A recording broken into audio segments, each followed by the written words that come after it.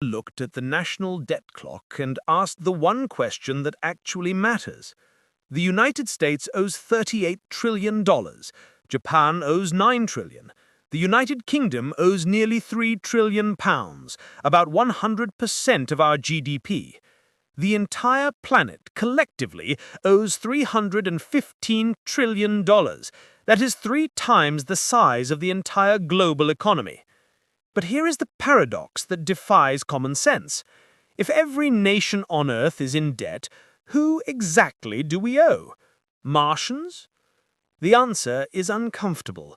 The world owes money to itself.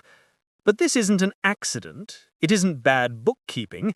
It is a specific economic trap designed by 4 men across 3 centuries. They built a system where debt is not meant to be repaid. It is meant to be permanent, a system where interest flows upwards, eternally, from the taxpayer to the asset holder. This isn't a conspiracy theory. It is documented financial history. From the coffeehouses of 17th century London to a secret meeting in Georgia, let's look at the 4 architects who designed the trap we are all living in. To understand the trap, we have to go back to 1694. Before this date, if a king wanted to wage war, he borrowed gold. If he couldn't pay it back, he defaulted. It was messy, but it was finite. Enter William Paterson, a Scottish merchant with a terrifyingly brilliant idea. England was broke, fighting the French, and needed money. Paterson approached the government with a new proposal. He would gather wealthy merchants to lend the king £1.2 million, a fortune at the time. But here was the twist. The government would never have to repay the principal. Instead, they would only pay the interest at 8% a year forever. To manage this, they formed a corporation, the Governor and Company of the Bank of England. This was the birth of the modern bond market. The merchants didn't want their gold back. They wanted the guaranteed income stream backed by the taxation of the British public. Paterson turned debt from a temporary bug into a permanent feature. The government got its war money, the bankers got a perpetual annuity, and the taxpayer got the bill. The Bank of England still exists today, and that model, permanent debt service, is the foundation of every modern economy. So Paterson created permanent debt, but it was our second architect who weaponized it. By 1815, the Napoleonic Wars were raging. Enter Nathan Rothschild. The Rothschild family ran a banking network across Europe that was faster and more efficient than most governments. Nathan, operating out of London, realized something crucial. Debt shouldn't just be a contract between a bank and a king. It should be a product you can trade. Rothschild industrialized the bond market. He bought government debt and resold it to pension funds, aristocrats, and insurers. He created a secondary market. Why does this matter? Because once debt is traded globally, a government can no longer just default without destroying its own economy. If the UK defaulted, it wouldn't just hurt one banker, it would wipe out the savings of the middle class and crash banks across the channel. Rothschild made the debt trap inescapable by making it systemic. He wove the debt into the very fabric of international trade. By the mid-19th century, the Rothschilds were the wealthiest family on Earth, simply by collecting the toll on government spending. We have permanent debt, we have tradable debt, but there was still a limit: gold.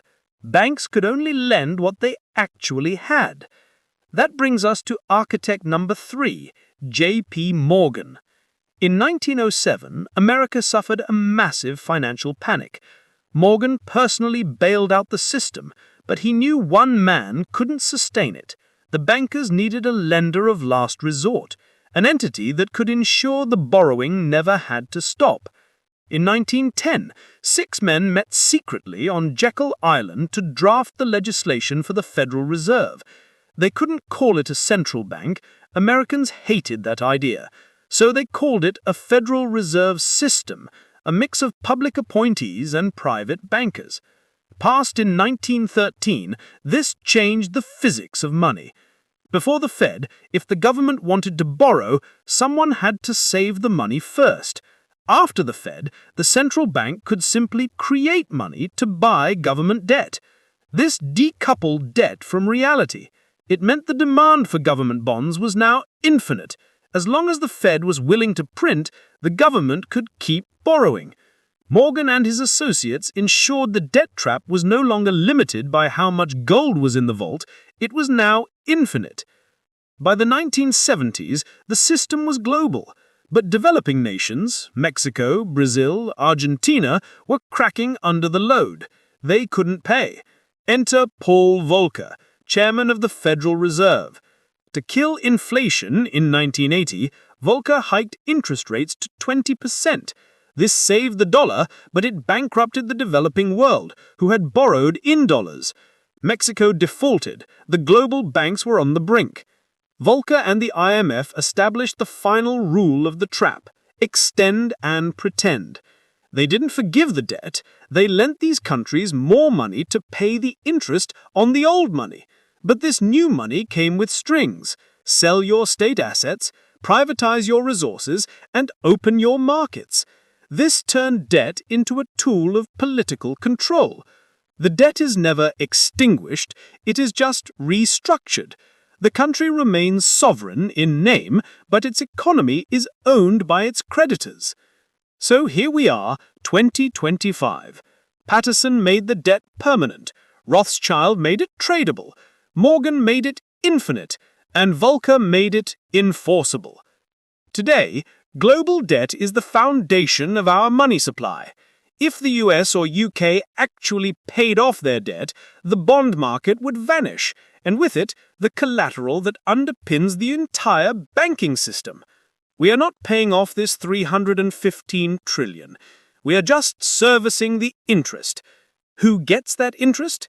Pension funds, yes, but mostly the asset management giants and the banking institutions that sit at the top of the pyramid. This is the greatest wealth transfer in history, moving wealth from the productive taxpayer to the owners of sovereign debt. Is it a conspiracy? No, it's a business model, and business is booming. I'm the Rational Brit. If you want to understand the mechanics of the machine, rather than just shouting at the clouds, make sure to subscribe. We'll see you in the next one.